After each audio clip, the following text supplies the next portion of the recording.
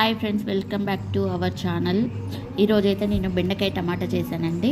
ఎలా చేశానంటే బెండకాయలు, టమాటాలు, పచ్చిమిర్చి, ఉల్లిపాయలు, ఇంకా కారము, పసుపు, ఉప్పు, ధనియా పౌడర్, ఆయిల్ అన్నీ కుక్కర్లో వేసి ఒక 3 విజిల్స్ వచ్చాక తీసానండి.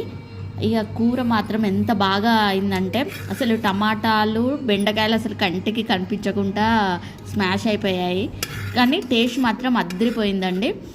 ఇంకా ఇందులో కూర ఇంత కొద్దిగా ఉందని మీరు అనుకోవచ్చు. అయితే పొద్దున మా ఆయన నా కొడుకు లంచ్ బాక్స్ పెట్టుకెళ్ళారు. అందువల్ల ఇంత తక్కువ ఉంది. తినేసి టిఫిన్లో పెట్టుకుపోవడం వల్ల ఇంత తక్కువ ఉందండి.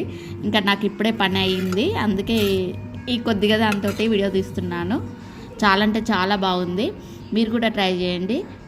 Please subscribe.